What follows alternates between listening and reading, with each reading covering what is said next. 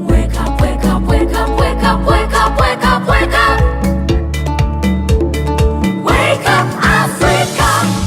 Hello and welcome to Africa Watch on the Dr. Mumbi Show. My name is Dr. Mumbi Saraki. How are you doing? How's everything going? Thanks to every single person that has subscribed to the channel, that has supported us through our PayPal and our Patreon accounts. And go ahead and support us. You know, if you feel like it, we really appreciate it. It enables us to do so much. There's so much news coming out of Africa. So much news. The good, the bad, and the ugly. And you can always catch up with it right here on the Dr. Mumbi Show. Now, big news coming out of Tanzania. An absolute victory for all wildlife lovers and elephant lovers and, you know, ivory haters. Absolutely huge victory. A lady who was dubbed the Ivory Queen. The Ivory Queen, because she killed so many elephants.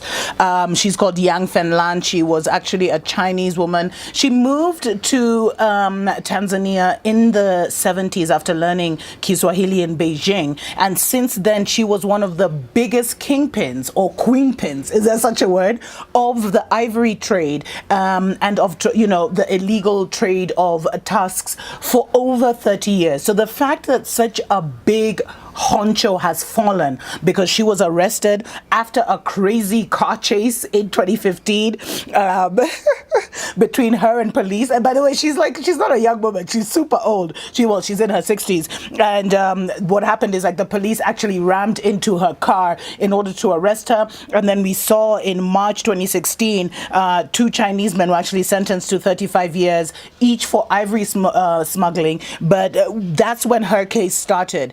And now in 2018, 2019, I'm still thinking we're in 2018, but in 2019, she has been convicted of trafficking over 800 tusks, which means she was involved in the killing of over 400 elephants. And let's not forget the market value, because that's why these guys do it. 2.5 million US dollars. Only for 400 elephants? Really? And so she was convicted of being involved in this, and she was sentenced to 15 years in prison in Tanzania. Woo! And I'm telling you, like, 15 years may not seem like much after killing dozens of herds of elephants, which is absolutely outrageous. I mean, 15 years is just like, she should have gotten like 15 years per elephant.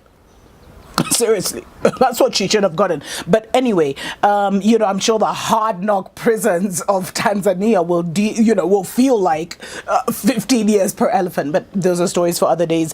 But this is such a big win, because never have we seen such a big, a big player. It's like the Godfather, you know, in the movie The Godfather. Like, you're getting the top guy is never arrested and never convicted. But the fact that someone so high up in the illegal trade of ivory was arrested is an absolute huge victory. And shout out to Tanzania. You guys have set the record. You guys are setting a precedent. You've shown the rest of Africa how to deal with smugglers. This is absolutely huge news. So now, this lady, Yang Fenlan, can you imagine? She was actually the vice president of the China-Africa Business Council.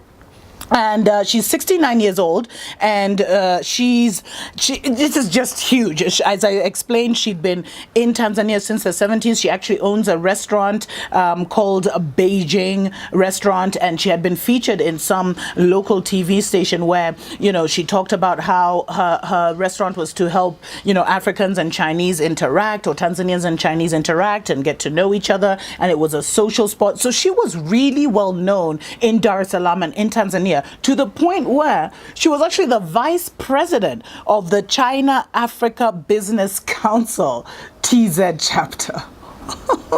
Can you imagine? Can you imagine the embarrassment? So a lot of people were extremely shocked a couple of years ago when she was actually arrested, because she looks like she's like someone's mother or grandmother, for real. But this is absolutely huge. And her exact sentence is for trafficking 860 tusks between the year 2000 and 2014. And that basically represents the slaughter of dozens of herds of elephants. But justice is being done. We'll be right back. Wake up, wake wake up, wake up, wake up, wake up, wake up. Wake up, Africa. Mayombo, bonsoir.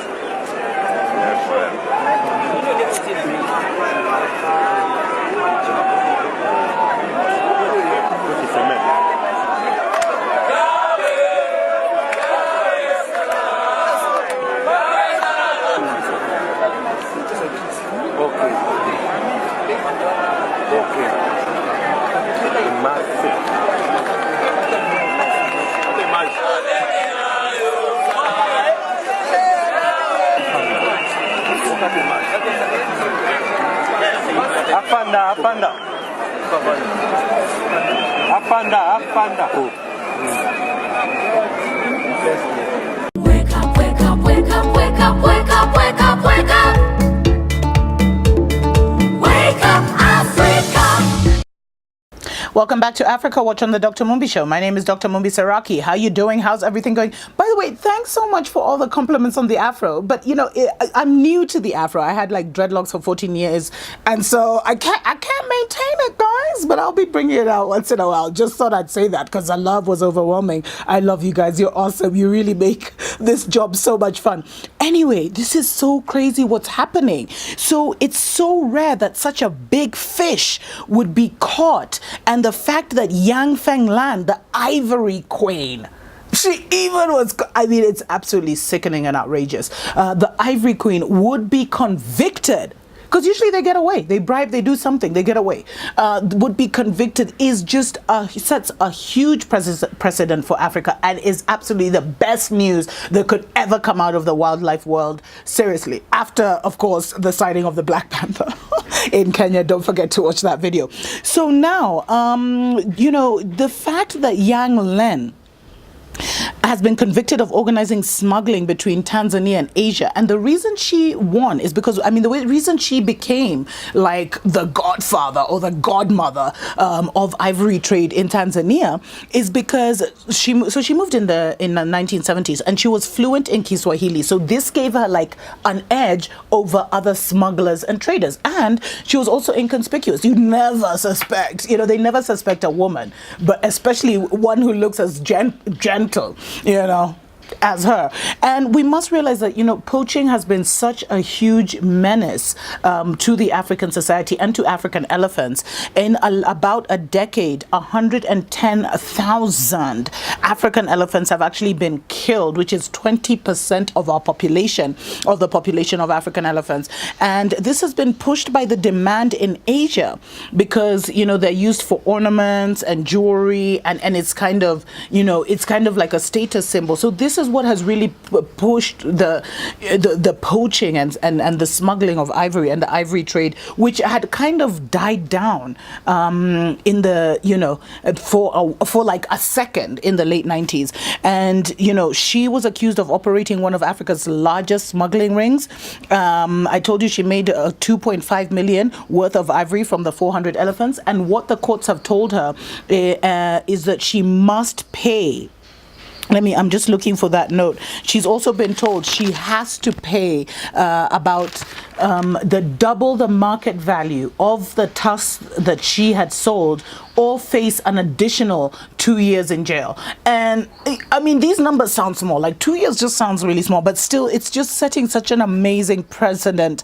And you know, the Secretary General, she was also the Secretary General of the Tanzania China Africa Business Council. I thought she was just a vice president. She was a secretary general. That's so crazy. Now, this just is so huge. And, you know, we must give credit where it's due to Tanzania, because they've been doing a lot when it comes to actually arresting, charging, and convicting smugglers of ivory in Tanzania, to the point where it's actually becoming, you know, it's becoming a nuisance to kind of get involved in ivory trade in Tanzania. That's how you want it to be. So Tanzania, first of all, they had the worst like culling of the elephant population, where in 5 years between 2009 and 2014, when this Ivory Queen was in full operation, the elephant population in Tanzania went from 110,000 to 43,000. Can you imagine? 110,000 to 43,000. Which means about 47,000 elephants were killed in 5 years. And so they really came strongly out against, ivory trade. So in March 2016, 2 Chinese men, as I mentioned earlier, were sentenced to 35 years each for ivory smuggling. Earlier in December 2015, 4 Chinese men were sentenced to 20 years each for smuggling rhino horns. And they're setting a very, very strong precedent. We wish we could have the same kind of system here in Kenya where we hold these guys accountable. Because I've never seen, maybe, correct me if I'm wrong, please leave your, I know you'll correct me if I'm wrong. But please leave your comments if Kenya or any other nation has ever done, convicted ivory smugglers like this, because this is absolutely, unprecedented. I'm loving Tanzania. Just my move over there. No, I'm kidding. I love Kenya. You guys know I love Kenya. But what now? What next? What next for the ivory trade? We're gonna have to see, how everything goes. And let me just quickly mention, how she was caught? Okay, so first of all, she moved in the 70s, then she left, she went back to China, then she moved back in 98, and that's when she opened the Beijing restaurant and, and grew this empire really, really rapidly. And then she was actually, her shipment was busted in 2013, where a container in a house near her restaurant was found, which contained, 3 Chinese men who actually offered to pay a bribe of $50,000 to be released before they were arrested and charged for being in the country illegally, plus trying to bribe an officer to the garlic, snails, and all this ivory. So that's how long this case has been going on before. But you see, justice works. This is the best news. And let me mention, 2 Tanzanians were also arrested and convicted for a similar amount of time. Great news. Great news. May the Most High bless and keep you.